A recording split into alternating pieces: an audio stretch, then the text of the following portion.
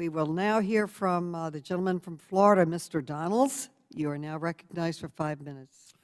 Thank you, Madam Chair. And Madam Chair, it has actually been a pleasure to serve with you. I know we have had disagreements in this committee, but I think what the American people probably don't know is that we've also had very cordial conversations, whether it's in the committee room itself or in the chamber, the House chamber, or in the hallways. And so with whatever the next steps are in your life, good luck, God bless, and I know that this place will miss you.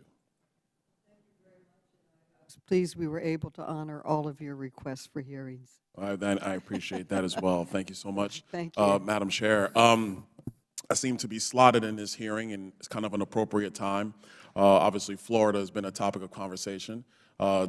Since I am a current congressional member from Florida, I also served 4 years in Florida's legislature. I figure I'm somewhat an expert on Florida law and practices when it comes to the Oversight Committee. A couple things. One, my first legislative session, I was the author of one of those bills that actually allow for community input with respect to material being in the classrooms, books that are being purchased by school districts. House Bill 989, I am the author of that legislation, which was signed by then Governor Rick Scott. That legislation allowed for parents and taxpayers in the county to be able to bring objections to the local school board for books that were purchased in the classroom for students to view. Now, I understand at the time the critics, Equality Florida and others, said that it was going to allow for banning of material.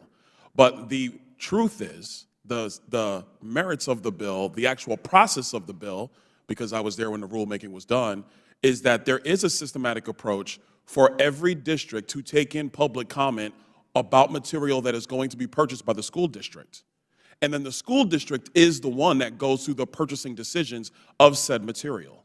So I guess my questions for the panel is, do you think it is appropriate for the taxpayers in the county and the parents in the county to actually be at the table when materials are being purchased by the school district using taxpayer money? Mr. Wolf, I'll start with you. We can go down the list. Sure. Equality Florida's stance, and my stance, has always been that community involvement in education makes education better for young people. And it's important that the entire community is engaged when we're talking about what books we want on shelves, what things we want to be learning in the classroom. The unfortunate part is that that's not happening in the state of Florida. I'll give you an example. Palm Beach County Schools, as a result of the passage of HB 1557, went around the community review process and universally banned, by decree of the superintendent, a whole host of books that had LGBTQ characters in them, that were written by Black authors, and the reason given was that it might be in violation of HB 1557, HB 7. Real quick point on that. So does the superintendent have the authority, since they are hired by the school district, and the school district is the body that spends taxpayer money, is responsible for dispensing education, is it the responsibility of the superintendent to actually examine material that should be in the front of children?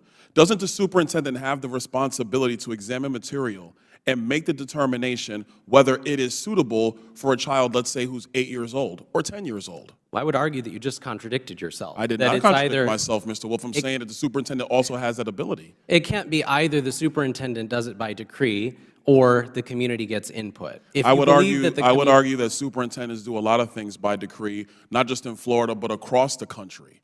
But 989, the bill that I sponsored, was for material is purchased before it comes into the school district. Now, once material is in the school district, yes, the superintendent and his or her assigns can go through and systematically decide what material is allowed in the classroom or not. Okay, this is the one thing I don't like about congressional hearings, because they give us 5 minutes and there's so much we could have gotten into. One of the reasons I'm sponsoring changes to House rules, but that's another story for another day.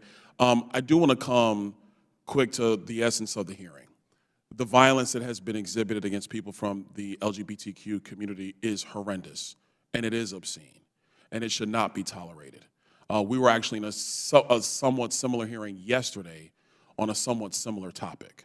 And when it comes to violence, my thought processes do not change. We cannot tolerate any of that. At the same time, the thing that we also have to be cognizant of is how we label the perpetrator of said violence. Because the narrative in our politics is that violence against Black people or violence against LGBTQ people are somehow coming from white right-wing extremists. That is dialogue that has happened in this hearing today. But Mr. Wolf, I remember when Pulse shooting happened. I was in the legislature at the time. I remember it was horrific then. The shooter in question is somebody who actually assigned themselves and subscribes themselves to ISIS, and to ISIS theological leanings, not a right-winger, not a left-winger, somebody that has views that are abhorrent here in the United States. So I think if we're going to discuss these things, we have to make sure. I know I'm over my time, Madam Chair. I apologize. Well, no, you're good. But I think that what we have to make sure is that we stand up against hate and violence, but we do not at the same time cast aspersions on our fellow Americans until we actually understand the motives of the individual assailants and then deal with it properly. With that, I yield back.